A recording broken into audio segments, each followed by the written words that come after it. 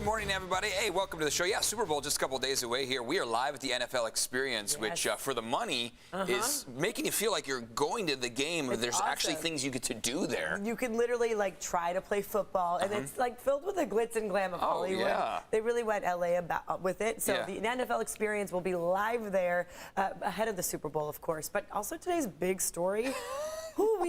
Get ready. Brace yourselves, everybody. Start drinking your water right now. No kidding. Let's check in with Evan here. What is going on with the weather? We are breaking records left and right. Breaking records. We broke them yesterday. Another day where we are expected to do so again today with low 90s in the forecast. We've got a heat advisory for San Diego County, and we also have a high wind warning with Santa Ana winds active. We're talking about the Super Bowl. It is expected to be the hottest Super Bowl on record, and here in San Diego, we likely will break some records today. Yesterday, we broke the high temperature record at 83 degrees. We made it to 85. Today, take a look at what we've got. Low 90s in the forecast as Santa Ana winds pick up and that ridge of high pressure strengthens. These temperatures are largely 20 to 25 degrees above normal for this time of year. Very warm out there. A lot of sunshine. Mountains picking up on quite a breeze. We will have details on how long this heat lasts, and all indications point to the next several days. We'll also talk about some rain in the forecast, and you heard that right. We haven't seen rain in quite a while. We finally have it returning to our extended forecast. We'll take a look at that just a few minutes out. Let's take a look at what's going on in traffic this morning. So far, things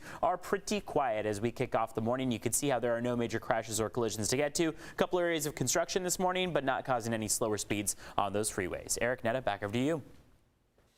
All right, Evan, thank you for that. Today marks a new push to clean up the mess still left over from that month-long sanitation strike. This is still impacting people living in Chula Vista as well as parts of the city of San Diego. CBS 8's Chris Groh joining us live in Chula Vista now with what one group is demanding.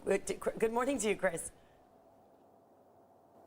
Yeah, good morning, Eric and Netta. And really, it's not even just the mess left behind by the trash, but also some of the financial mess, right? What happens to the people who, for instance, were paying for trash services and didn't get any of that trash service? So what this group is saying is they want to know what exactly the city is going to do. Remember, this is a work stoppage that impacted Chula Vista greatly, as well as other parts of the county. Trash piling up as Republic Services tried to play catch up without a large portion of their workforce that was out on strike. Eventually, the two sides did come together on a deal, but again, not without consequences. We've already seen a lawsuit being filed by a Carmel Valley resident over the impact of the work stoppage, essentially paying for Republic Services while not actually seeing any of that trash service. But this group in particular wants to see the city of Chula Vista avoid legal conflict, especially moving forward. In fact, the release says in part, quote, "We want to urge city officials to end the conflict, avoid lawsuits, and get involved in managing credits to residents. We also want to get on the path toward innovative ways in handling its trash service, especially the trash contract between both the city of Chula Vista as well as Republic Services." So again, this is something where we have a group of residents here as well as activists who are essentially wondering, hey, what will happen moving forward? Now, if you're still impacted by lingering trash, especially at some of those larger complexes, maybe some of those apartment buildings, there is a number and an email you can call to report that. Just go to our website, cbs8.com, click on that story link for the information on how you can contact the city of Chula Vista on that specific issue. Eric and Netta. Chris Groh reporting. Thank you, Chris. Caltrans will hold a public meeting here today over a plan to put a barrier on either side of the Coronado Bridge. It's part of an effort to prevent people from taking their own life. There are several options on the table here. It includes a net that would be 8 to 10 feet tall and would be attached to the bridge's concrete walls. Caltrans says a plan should be in place by June. They hope to have the barrier ready by 2026. The virtual public meeting starts at 6 p.m. and we have a link to it at cbs8.com. Just click on the help button. So if you or someone you know, someone you care about is in need of help, please call the County Access and Crisis Line. That number is 888-742-7240. Trained counselors are available 24 hours a day, 7 days a week. Here, the number right here. Once again, that number 888-742-7240. Well, revised guidelines for wearing masks in schools are expected from the state no later than Monday. This comes as health officials are set to begin an endemic approach to dealing with the coronavirus, assuming it's here to stay. Governor Gavin Newsom says this will emphasize flexibility, still include quarantine and testing, among other precautions. He says those safeguards will vary based on metrics designed to spot new surges and virus variants. Now over to you. Eric, thank you. And we are staying amped up over our skyrocketing power bills, and SDG&E is standing by their costs. The agency tells us increasing customer costs are just a part of doing business. However, but not everyone's taking the utility at their word. CBS 8's Steve Price spoke with a local lawmaker who wants to take a closer look at SDG&E's books. Your frustration with our spiking electric bills is being heard all the way up in Sacramento. Now, a local state legislator wants to take a closer look not only at SDG&E, but also the California Public Utilities Commission, which approves their rate hikes. I spent like part of my day today going through my January 2021 versus January 2022 bill and looking where Assemblywoman Tasha Burner Horvath feels your pain. Her SDG&E bill unexpectedly spiked by triple digits. My rate went up $120, and we reduced both of our gas and electric consumption over last year. Burner Horvath represents the North County and says concerned constituents have been sending emails and calling her office, some cutting back on food just so they can pay their electric bill.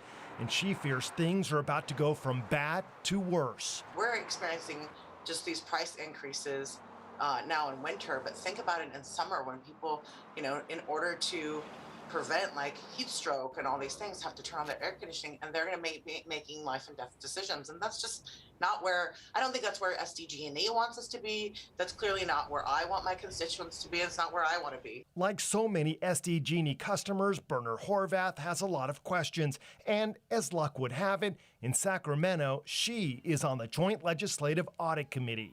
We're going to explore an audit of SDG&E and the CPUC for their process, because clearly a decision was not made, in my mind, thoughtfully about the impacts to ratepayers. Burner Horvath says that audit will shine a bright light on our bills, confirm if what SDG&E is telling us is true, and she hopes the findings will open the door to discussions that can lead to lower rates.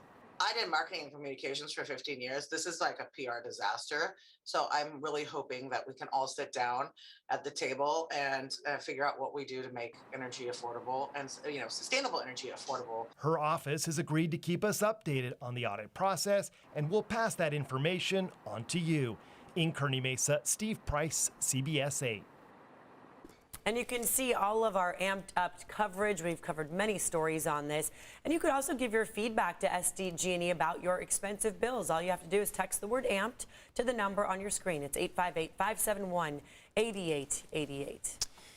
Unfortunately, there's not much of a gap between heating our homes here and air conditioning with the way the winter is going here so far. Yeah, places will probably need to turn theirs on. Many businesses, of course, coastal, not many people have AC. No, exactly. The sea breeze, as you said. You would normally expect, and that's usually what you would get. There's some relief from the coastline with the sea breeze, but not the case, especially for the month of February, where it is typically the wettest month that we have in San Diego. Instead, we're looking at not only the driest month so far, we haven't seen any wet weather in the month of February, but also the warmest temperatures. For the first time in the month of February this year, we're seeing a heat advisory, and temperatures hit the low 90s. Take a look outside. This is what we've got. Still very dark outside. Another about 15-20 minutes or so, and we'll start to let some of that light through, and then that sunrise will come. And after that sunrise, into the 7, 8, 9 o'clock hour, those temperatures will rise nearly exponentially. We're climbing by about 10 degrees each hour as we head through the afternoon, to the point where we will make it to the 80s as early as about 10:30 or 11 a.m. You heard that right, 80s as early as into the 10 o'clock hour today. 91 is what we're looking at for the afternoon high along the coast. Inland, low 90s. Mountains are going to be very breezy. Those Santa Ana winds pick up. We have a high wind warning in effect. Those gusts are going to come toward the coastline. That's why deserts are actually the cooler spot on the map here. 87 is what we're looking at across your desert community. So How breezy is it right now as we speak? Well, Sill Hill is at 38 mile per hour gusts, 14 at Mount Laguna, 20 in Julian. These gusts have climbed from the 30 to 40 mile per hour range. Alpine is at 45 right now. Expect these gusts to be in the 50 mile per hour range going into your afternoon. So between about 11 a.m. and 3 p.m., that's where we see those peak wind gusts. A high wind warning expires at 4 p.m. today. Take a look at your current temperatures. In many cases, your current temperatures outside beat the average forecast high. So average highs for this time of year are mid-60s. Instead, right now in the overnight hours, we're at 73 in Poway right now, 68 in Ramona, 55 in downtown San Diego, 68 in Carlsbad. These are some warm overnight lows, and we are only going to get warmer. Afternoon highs are trending 15 to 25 degrees above average. Downtown San Diego, if we see that high of 91, will be 25 degrees above average.